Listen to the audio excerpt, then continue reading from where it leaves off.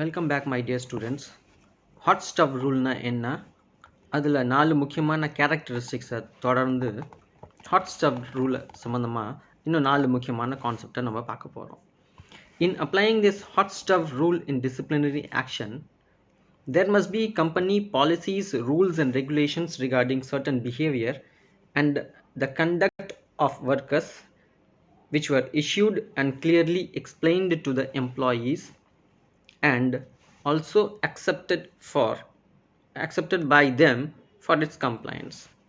ஒரு ஃபேக்ட்ரியில் வேலை செய்யக்கூடிய தொழிலாளர்கள் கம்பெனியில் ஜாயின் பண்ணக்குள்ள கம்பெனியில் இருக்கக்கூடிய policies, rules and regulations regarding certain behaviour, அவங்களோட பிஹேவியர் சம்மந்தமாக என்னென்ன ரூல்ஸ் அண்ட் ரெகுலேஷன்ஸ் இருக்குது, அவங்க எப்படி நடந்துக்கணும், என்ன செய்யணும், என்ன செய்யக்கூடாது அப்படிங்கிறத எல்லா ரூல்ஸ் அண்ட் ரெகுலேஷன்ஸ் மூலமாக அவங்களுக்கு கிளியராக எக்ஸ்பிளைன் பண்ணியாச்சு. இப்போ now it is up to the employees to accept them. அதை தொழிலாளர்கள் அவங்க தான் அந்த ரூல்ஸ் அண்ட் ரெகுலேஷன்ஸை அக்செப்ட் பண்ணிக்கிட்டு அதை கம்ப்ளை பண்ணணும். கம்ப்ளைன்ஸ் அப்படின்னாக்கா அதை ஃபாலோ பண்ணணும். எனக்கு ரூல்ஸ் அண்ட் ரெகுலேஷன்ஸ் தெரியாது, எனக்கு சொல்லலை அப்படின்னு நம்ம சொல்லக்கூடாது. இது வந்து ஃபஸ்ட்டு பார்ட் என்னன்னு பார்த்தீங்கன்னாக்கா awareness. All the workers are aware of or should be aware of all the rules and regulations pertaining to disciplinary action and their behavior within the factory. Then it is furthermore to continue with it, it is said that disciplinary action must be directed against the act and not against the person. இதுக்கு முன்னாடியே சொல்லியிருக்கேன், எந்த ஒரு disciplinary action எடுத்தாலும் அந்த disciplinary action வந்து தண்டனை வந்து அந்த நபருக்கு கிடையாது. அந்த நபர் வந்து என்ன தப்பு செஞ்சாரோ அந்த தப்புக்கு தான் அந்த தண்டனையை ஒழிஞ்சு அந்த நபருக்கு கிடையாது அப்படின்னு நம்ம எடுத்துக்கணும் அப்படின்னு சொல்கிறாங்க. It must be used by supervisors as a tool to develop employee and the group. இந்த டிசிப்ளினரி ஆக்ஷனை சூப்பர்வைசர் ஒரு டூலாக யூஸ் பண்ணணும். எதுக்குன்னு பார்த்தீங்கன்னாக்கா to develop the employee and the group. எம்ப்ளாயீஸை டெவலப் பண்ணுறதுக்கும் அவங்க மத்தியில் ஒரு குரூப், ஒரு டீம் ஸ்பிரிட் உருவாக்குறதுக்கும் இதை யூஸ் பண்ணணும், வேறு எதுக்கும் யூஸ் பண்ணக்கூடாது. The steps that should be followed are. இப்போ டிசிப்ளினரி ஆக்ஷன் ஒரு டூலாக யூஸ் பண்ணணும்னு சொல்லியாச்சு. இப்போ இந்த டிசிப்ளினரி ஆக்ஷனை ஒரு டூலாக யூஸ் பண்ணணும் அப்படின்னாக்கா என்ன ஸ்டெப்ஸ், என்ன ப்ரொசீஜர் ஃபாலோ பண்ணணும் அப்படின்னு பார்த்தீங்கன்னாக்கா இதில் 4 முக்கியமான ஸ்டெப்ஸ். 4 ஸ்டெப்ஸில் ஃபஸ்ட்டு ஸ்டெப் என்ன சொல்லணும்னு பார்த்தீங்கன்னாக்கா இம்மீடியட் இன்வெஸ்டிகேஷன். எந்த ஒரு தப்பு நடந்தாலும் சரி அந்த டிசிப்ளினரி ஆக்ஷன் எடுக்கணும் அப்படின்னாக்கா அதுக்கு முன்னாடி இன்வெஸ்டிகேஷன் நடக்கணும். That has to be immediate, உடனடியாக விசாரிக்கப்பட வேண்டும் அப்படிங்கிறாங்க. It is said that immediate investigation of offence must be done to determine the fact. Investigation உடனடியாக செஞ்சால் தான் தப்பு என்ன நடந்திருக்கு, யார் செஞ்சிருக்கா அப்படிங்கிறத நமக்கு உண்மை வெளியில் வரும். If the company is unionised அப்படின்னாக்கா ஒரு கம்பெனியில் யூனியன் இருந்தது அப்படின்னாக்கா the investigation must be conducted in the presence of union steward, STEWARD steward or one of the representatives of the union. என்ன சொல்கிறாங்க, இமீடியட்டாக இன்வெஸ்டிகேட் பண்ணணும். எந்த ஃபேக்ட்ரியில் யூனியன் ஒன்று இருந்ததுனாக்கா அந்த யூனியனோட சீஃபு இல்லை யூனியன் சார்ந்த ஒரு பிரதிநிதி இந்த இன்வெஸ்டிகேஷனில் அவரை ஒரு சாட்சியாக வச்சு, அவரை ஒரு விட்னஸாக வச்சு அவருக்கு எல்லா விஷயமும் சொல்லி டிரான்ஸ்பரண்ட்டாக இது நடக்கணும், வெளிப்படையாக நடக்கணும், எந்த விதமான விஷயத்தையும் மூடி மறைச்சி நடக்கக்கூடாது அப்படிங்கிறதுக்காக சொல்கிறாங்க. Promptness is necessary in order that the employee will associate the investigation with the offense rather than with his person. ப்ராம்ப்ட்னஸ் அப்படின்னாக்கா உடனடி, இன்வெஸ்டிகேஷன் உடனடியாக இருக்கணும், தேவை அப்படிங்கிறாங்க. It's necessary. எதற்காக? In order that the employee will associate the investigation. Employee வந்து இந்த இன்வெஸ்டிகேஷனோட அசோசியேட் பண்ணுவான், ஒத்துழைப்பான், with the offence rather than with the person. Right? With the offence, அவன் என்ன தப்பு செஞ்சானோ அதற்காக அவனோட ஒத்துழைப்பு இருக்குமே ஒழிஞ்சி அந்த கன்சர்ன் இண்டிவிஜுவல் நம்ம டார்கெட் பண்ணக்கூடாது. அதுதான் தட் இஸ் ஃபஸ்ட்டு ஸ்டெப்பில் என்ன சொல்லணும்னு பார்த்தீங்கன்னாக்கா இமீடியட் இன்வெஸ்டிகேஷன் இருக்கணும். இந்த இன்வெஸ்டிகேஷன் யூனியனோட ரெப்ரசன்டேட்டிவ் முன்னாடி நடக்கணும், ப்ராம்ப்ட்னஸாக இருக்கணும். எதற்காக செய்யணும்னாக்கா ஒர்க்கரோட ஒத்துழைப்புக்காக நம்ம இதை செய்யணும். நெக்ஸ்ட் ஸ்டெப் என்னன்னு பார்த்தீங்கன்னாக்கா ப்ரீவியஸ் வார்னிங்னாக்கா வார்னிங் இன் அட்வான்ஸ். இதில் என்ன சொல்லணும்னு பார்த்தீங்கன்னாக்கா இன் லேபர் லெஜிஸ்லேஷன்ஸ், லேபர் லாவில் It is important that company policies, rules, regulations be issued to the employees or explained to all the employees upon induction as a part of the orientation program. இப்போ எந்த ஒரு ஒர்க்கரும் தப்பு செஞ்சுட்டு இந்த தண்டனை வாங்கக்குள்ள எனக்கு இது தெரியல, ரூல் தெரியல அப்படின்லாம் நம்ம சொல்லக்கூடாது. இப்போ என்ன சொல்லலான்னு பார்த்தாக்கா, இந்த ஃபியூ லைன்ஸில் எப்போ ஒரு ஃபேக்ட்ரியில் ஒரு ஒர்க்கர் வந்து புதுசாக வேலைக்கு சேர்றானோ அவனை இண்டக்ஷன் ப்ராசஸ் அப்படின்னு ஒன்று இருக்குது. இண்டக்ஷன் ப்ராசஸ்னாக்கா அவன் கம்பெனியில் சேரக்குள்ள ஃபஸ்ட்டு கம்பெனிக்கு வரக்குள்ள அவனுக்கு இம்மீடியட் சூப்பர்வைசர் அவனை கூப்பிட்டு அவனுக்கு ஒரு கம்பெனியை பற்றின ஒரு ஓரியன்டேஷன் கொடுப்பாரு. இவனோட சேர்ந்து யாரெல்லாம் வேலை செய்ய போகிறான், இவனுக்கு மேலதிகாரி யார், இவனுக்கு கீழதிகாரி யார், இவனோட சக பணியாற்றக்கூடிய ஊழியர்கள் யார், இந்த கம்பெனியோட ரூல்ஸ் அண்ட் ரெகுலேஷன்ஸ் என்ன அப்படிங்கிறது எல்லா விஷயத்தையும் அவனுக்கு ஓரியன்ட் பண்ணிடுவார்.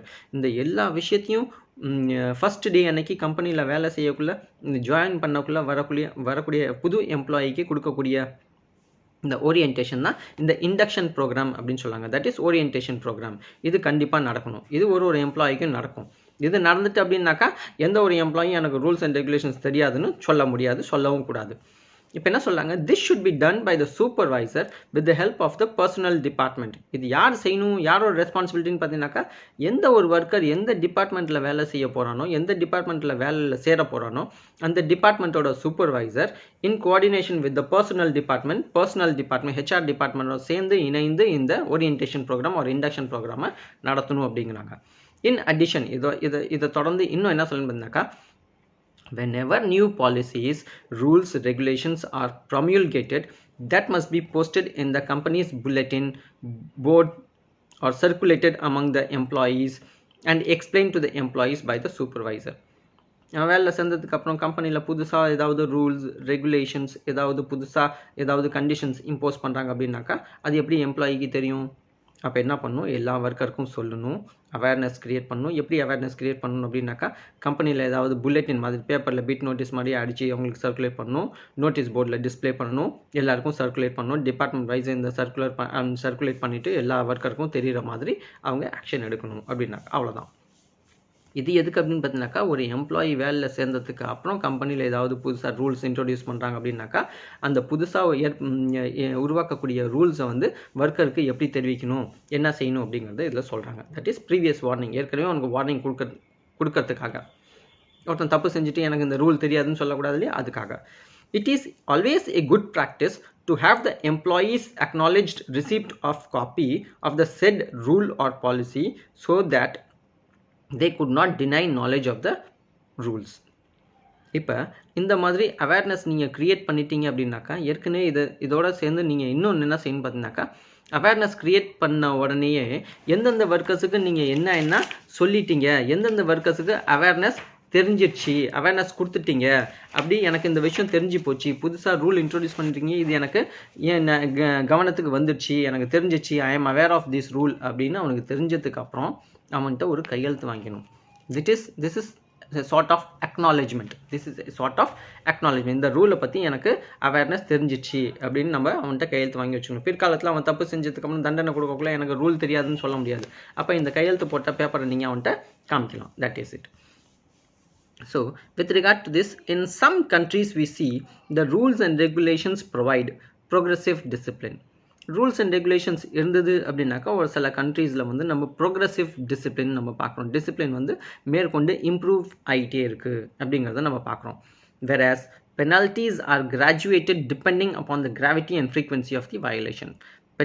penalties எதை பேஸ் பண்ணியிருக்கு அப்படின்னு பார்த்தீங்கன்னாக்கா அந்த கிராவிட்டி அண்ட் ஃப்ரீக்வன்சி, எவ்வளோ பெரிய தப்பு செய்கிறான், எவ்வளோ நேரத்துக்கு ஒரு வாட்டி, ஃப்ரீக்வன்சி அடிக்கடி செய்கிறானா, எப்பயாவது செய்கிறானா, ரொம்ப ரேராக செய்கிறானா, இல்லை செய்யவே இல்லையா அப்படிங்கிறத பேஸ் பண்ணி தான் இருக்கணும் அப்படிங்கிறாங்க.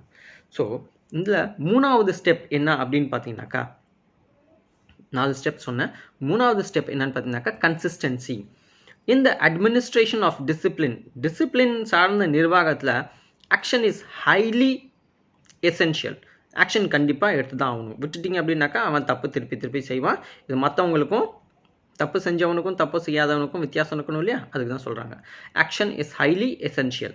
ஸோ தட் எதற்காகன்னு பார்த்தீங்கன்னாக்கா employees will know what to expect as a consequence what to expect as a consequence அப்படின்னாக்கா ஒரு தப்பு செஞ்சுட்டா அதோட கான்சிக்வன்ஸ் என்ன, தண்டனை என்ன, அதை தொடர்ந்து என்ன நடக்கும் அப்படிங்கிறத எல்லா எம்ப்ளாயிக்கும் தெரியணும். Consequence of an infraction or violation of rules and regulations. ரூல்ஸை நீங்கள் ஃபாலோ பண்ணாவிட்டால், பண்ணல அப்படின்னாக்கா, செய்யக்கூடாததை செஞ்சீங்க, தப்பு செஞ்சிட்டிங்கனாக்கா அடுத்தது என்ன நடக்கும்னு எல்லா ஒர்க்கருக்கும் தெரியணும். அப்போ எல்லா ஒர்க்கருக்கும் தெரியணும் அப்படின்னாக்கா எல்லாருக்கும் பொது, எல்லாருக்கும் கன்சிஸ்டன்சி ஒரே மாதிரியாக தான் இருக்கணும் அப்படிங்கிறது தான் இந்த பாயிண்டில் சொல்ல வர்றாங்க. That is fourth step. இந்த ஃபோர்த் ஸ்டெப்பில் disciplinary action must be impersonal அப்படிங்கிறாங்க. இம்பர்சனல் அப்படின்னாக்கா எந்த ஒரு இண்டிவிஜுவலை சார்ந்த டிசிப்ளினரி ஆக்ஷன் எடுக்கக்கூடாது.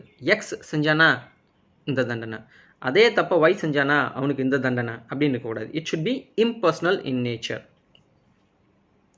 It should be directed against the act and not against the person. இது ஏற்கனவே நிறைய வாட்டி சொல்லியிருக்கோம். It should be institutional that is for the protection and interest of the entire organization and for all employees. எதற்காக இந்த disciplinary action நம்ம எடுக்கணும் அப்படின்னாக்கா நிறுவனத்தை காப்பாற்றணும், நிறுவனத்தில் ஒரு டிசிப்ளின் மெயின்டைன் பண்ணணும், நிறுவனத்தில் இருக்கக்கூடிய தொழிலாளர்கள் எல்லாரும் டிசிப்ளின்டாக இருக்கணுங்கிறதுக்காக தான் நம்ம செய்கிறோம். and not done to satisfy the personal whim and caprice of the supervisor. ஒரு தண்டனை கொடுக்கணும் அப்படின்னாக்கா, டிசிப்ளினரி ஆக்ஷன் ஒர்க்கருக்கு எடுக்கணும் அப்படின்னாக்கா அந்த ஒர்க்கருக்கு மேலே இருக்கக்கூடிய சூப்பர்வைசரை திருப்திப்படுத்துறதுக்கோ இல்லை பாதிக்கப்பட்ட இண்டிவிஜுவலை திருப்திப்படுத்துறதுக்கோ விம்ஸ் அண்ட் ஃபேன்சிஸ்க்காக நம்ம செயல்படல. இது எல்லாருக்கும் பொது. Disciplinary action must be impersonal. அதுதான் இந்த கான்செப்டில் சொல்கிறாங்க. தேங்க்யூ.